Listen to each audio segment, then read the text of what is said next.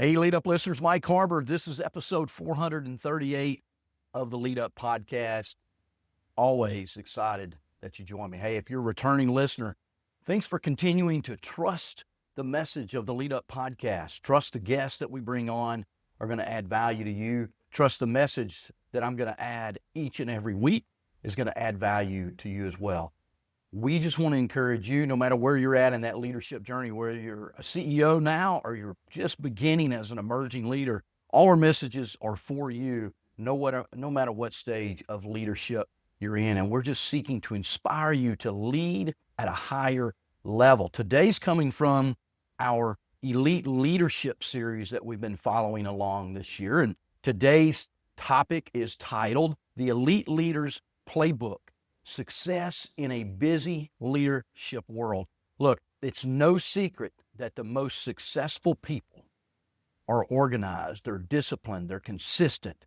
They are not spontaneous in their work. Now, that doesn't mean we have to be so rigid that there's not some spontaneity, some flexibility in our calendar. But today, I'm going to give you several ideas, tips, tactics that you can implement in your life and in your leadership to make you more effective, to move you from where you're at now to being at that elite level of leadership so you can continue to perform at a high level and lead at a high level with people that you're trying to lead. Our job as leaders is to inspire people, to develop them, to help them become better human beings, better employees, better performers in their workplace. If you're not organized as a leader and being able to do that, you're going to continually play whack-a-mole as a leader, and you know that game for sure, right? So I want to help you. I'm going to give you several tips and tactics to be able to help you to do that today. Here's a thought for you. If you feel like your day is running you instead of the other way around, this episode, this playbook, these tactics and tips is going to be your opportunity to reset and reclaim control. Now, you might need some coaching. I get the two most important questions I get asked, or two top questions. I'm not going to say they're most important, but the two top questions I get asked in a lot of my coaching development work with leaders is, can you help me reduce my overwhelm? And that's an example of maybe not being organized, not being consistent. There's a lot to do today. It's a busy world out there. The second question is can you help me be more effective at having difficult conversations? That's probably the top question. It's the most difficult thing to do as a leader, but just as a human too. I mean, just look at all the controversy and things that are going on in the world today. People are struggling in communicating with others. So let's talk about, as we dive into this topic, I want to share some consequences with you as it relates to planning, consequences of poor planning. The realities of day-to-day operations with no clear planning process mean that there's going to be burnout. The burnout statistics today among all people, I do a lot of work in the healthcare space, but it's due to unmanageable workloads. Now, you may be saying, yeah, I've been telling my company that, I've been telling my boss that, but there's ways that you can manage it even when they continue to push more on you. You got to develop other people. You got to develop your consistency. You got to develop your way of planning and organizing what things that you need to be doing. Also, we're going to discuss how excessive busyness diminishes your ability, your effectiveness, your quality, and it hinders your leadership growth, which is one of the most important things you have to do if you want to get better as a leader. That's why you're here, right? You're growing as a leader. You're not stuck in this the way I've always done it. You're not stuck in fixed mindset. You're seeking growth. I want to thank you for continuing to tune in to the Lead Up podcast. Or if you're new, this episode is going to be great for you as well. Think about this. When was the last time you prioritized your priorities? How is busyness affecting your ability to lead effectively? Here's what I want you to understand. You may be saying, well, I prioritize all the time. But do you really? I can almost say that 90% of leaders that I work with, when I ask them this question, do you have a big to-do list? They all say, yes, more than I can get done possibly. Now, the second question I ask is that entire to-do list written down? And almost 100% will say no. Meaning they haven't taken time to sit down and write down their to-do list, all the many things, 100 things, 1,000 things, whatever it is. And that's the beginning. What we need to understand is that the risk of poor planning, we need to dive into our daily habits that effective leaders use to make their days count. We need to look at your habits. And if you're operating off of a to-do list that you can't even see, it's in your head, it's not written down, and you can't really look into it to see what is the thing that's most important for me to do today, then that's creating a lot of overwhelm, burnout, chaos in your life and in your leadership. So I'm going to share with you some habits that I want you to think about installing in your life. And look, these aren't going to be easy habits, especially if they're not something that you're already natural at doing.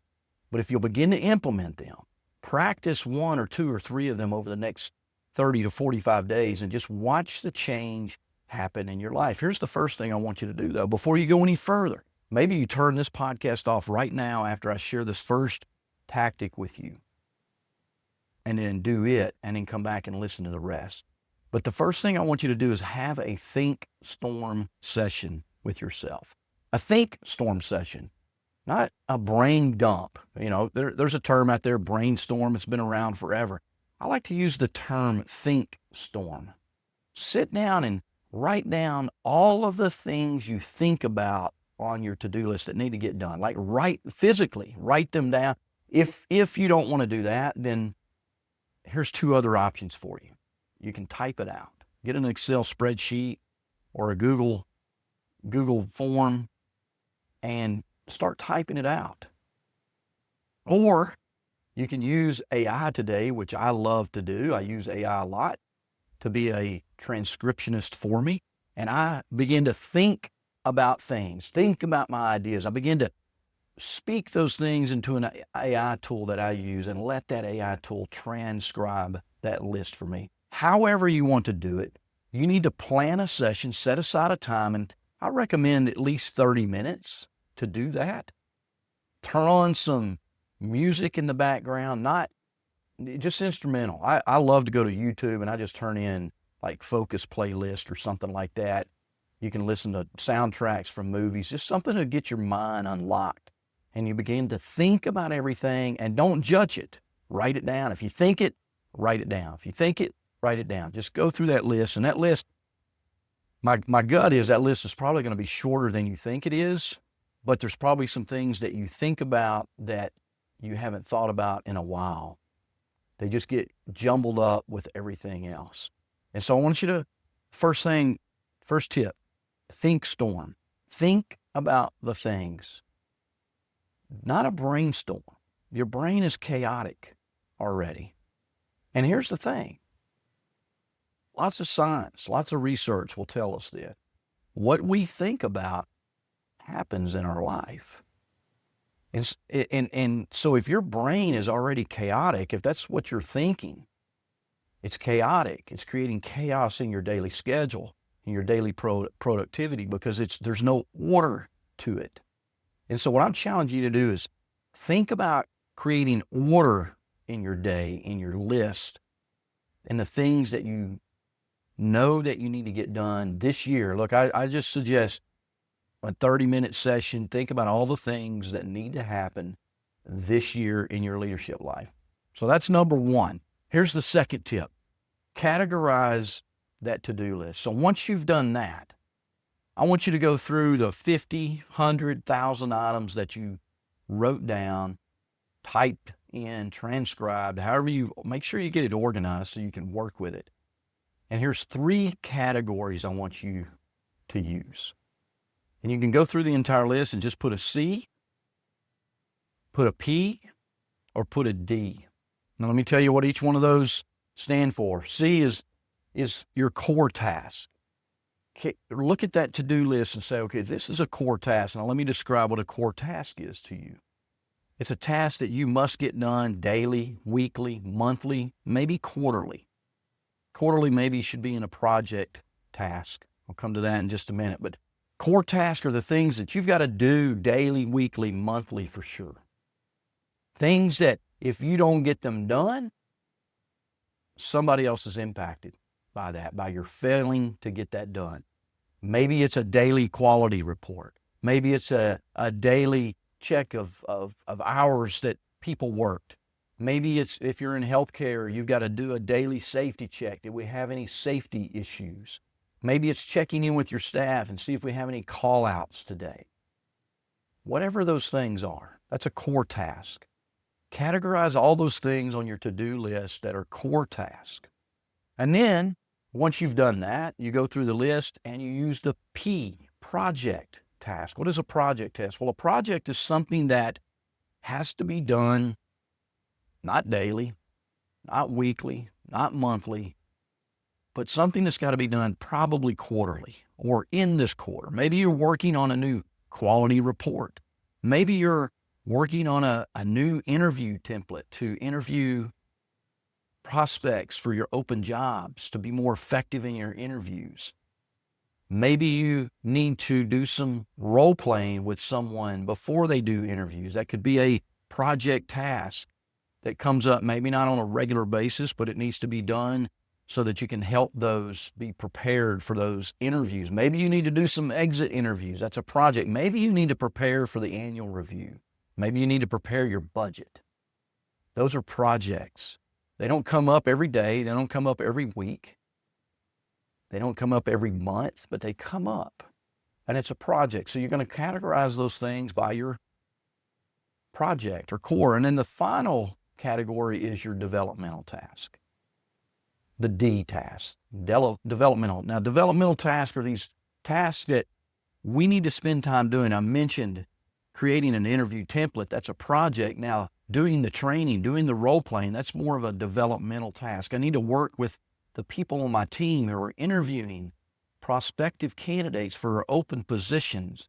I need to develop them. Maybe I need to develop some of my supervisors to hold people in more accountability or to have difficult conversations or to have a one-on-one coaching session with their employees. Maybe I need to do some development around customer service and how we answer the phone or how we interact with people face to face. These things that we continue to complain about, but we never put time into typically. Now, of those three, typically we spend time, in my experiences, most people spend time in those core tasks or putting out fires. Notice I didn't say there was a firefighting task. There's not. You shouldn't be putting out fires. Now, sometimes you have to do that. I get that. But if you're doing that on a regular basis, that's creating chaos because, again, there was no category for firefighting. There's categories for projects. So maybe a fire comes to you and it's a project. Maybe a fire comes to you and it's a developmental task. Maybe it's a core task for somebody else that you need to develop to take over. That would be called delegating in your world. I call it development in my world. We can talk about that another time. But we got to get that to-do list on paper and we've got to get it categorized. And then here's your next task, next tip.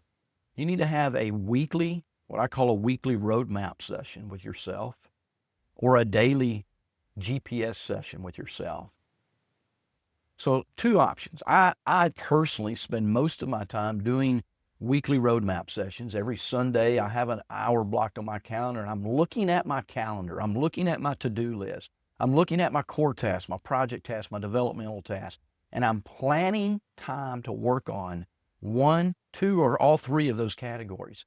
Things that are in that task list, that to-do list, out of those are going to come to my calendar now for the week. Now, typically, one, two, or three, and no more of those are going to make it to my calendar for the day. Now, you can do this daily. I call this a daily GPS, like you're setting your daily coordinates. What's the one, two, or three things that are most important for you to work on? Maybe always look at that developmental task list and say, okay, where do I need to block some time this month to do some developmental work for myself? I need to listen to podcasts. I need to read a book. I need to practice a skill so that I can equip and teach someone else to do that. Or I need to spend some time with my team doing some team development. creating collaboration and communication more effectively. That would be a developmental task. Now, the project behind that is planning that. What does that team meeting look like? That's a project task. It's a core task, but it's project now. Core leadership of your team is important, but you need to plan that meeting. Instead of just walking into that meeting the way you always have, you spend time planning that meeting so they're more effective and they move the needle for you. So you have two options, either a daily GPS where every day before your day starts, before you check email, before you dive into fighting fires, you have a meeting with self and you plan that 1, 2, or 3 most important things that need your attention today off of that to-do list. Now, I understand there's going to be fires that you have to put out. There's going to be maybe somebody calls in sick, plans change. But if you never begin to organize this list, you never begin to get it on your calendar, which is what I call time blocking. Block time, maybe it's a 15-minute block of time I need to have a coaching conversation with someone. Maybe it's a 2-hour, what I call deep work session. Read Cal Newport's book on deep work. It's fantastic. Maybe I block a 2-hour, 3-hour deep work session where I've got to write all of my annual reviews. I need to plan that team meeting. I need to plan some training for people to do better interviews. So we quit hiring warm bodies and we develop people to be better interviewers and selectors of talent. Hey, there's a great book called Quit Losing Talent that I wrote, shameless plug. Lots of tactics in there about these things that I'm talking about with you. Time blocking is simply you looking at your calendar. When I coach people, I coach them to never have white space on their calendar. Now you may say, my gosh, I don't want to fill my days up with meetings. Fill it up with projects and core tasks and developmental tasks for yourself. Quit letting others fill it up with their fires and their meetings that don't really matter to you. When you leave white space, they come to your calendar. If the company's got access to your calendar, and they just start inviting you to a meeting because, oh, by the way, you were available. Make yourself not available. Make them negotiate time on your calendar. Again, maybe you need some coaching around that. This is what I help leaders do. Can't teach you all that in a podcast, but these are just some ideas that I want to share with you that are going to help you begin to move the needle. The key is it begins with you getting your to-do list on paper and then categorizing it by core task, by project task, by developmental task, and then you having a meeting with self every week, every day, maybe multiple times a day. You've got to shift because priorities change, things change. But here's the deal. If you don't have it on your calendar, if you don't have it prioritized, then what happens is we spend time in, most people call it procrastination. It's not procrastination, it's disorganization. We're disorganized. It's not that we are procrastinating, we're disorganized. And so we've not planned the time, we've not planned the action, we've not planned the activity into those things. And now our back is against the wall and we got to just get it done. And you're burning the candle at both ends of the stick. And you're overwhelmed, and eventually that candle's going to burn out. What causes overwhelm and burnout is not the activities. Look, there are lots of people around you that have the same amount of activities that you do that are organized, and they're getting it all done.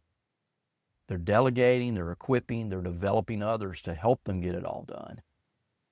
If you're one of those leaders that feels like you're just always spending time whacking the mole, maybe you want to implement some of these things that we've talked about today. Now, one last thing. Always have some free time on your calendar. Now, I said don't have white space on your calendar.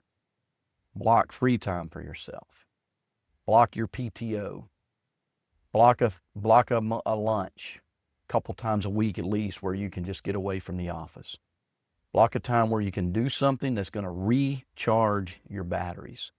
Because a battery that's no longer charged up can't serve its purpose. And you're the energy for the rest of the team as a leader. You provide the energy to others, and if your battery's empty, you can't provide energy to other people. So don't overload your schedule. Build space in there for your own downtime, your own PTO. Look, there are days as leaders, leadership is not an 8-hour-a-day job. Leadership often is 9, 10, 12-hour days sometimes. But if you've put in 50 hours by Thursday, Find a way to get out of there at noon on Friday. Send your boss to me if they have a problem with that. I'll talk to them. You're better when you can recharge. So you come back on Monday ready to energize your team. Look, here's the thing. You don't have to do it all, but you do have to make time for what matters most to your mission. As a leader, people matter most. Are you making time for your people? Are you just whacking the mole every day? Are you just focusing on distractions and easy tasks and core tasks and putting out fires? Are you getting focused on those things that are really, really important for you and your leadership? Look, there's lots of tools out there that you can use. I use my calendar. My Google Calendar is my number one place to organize myself.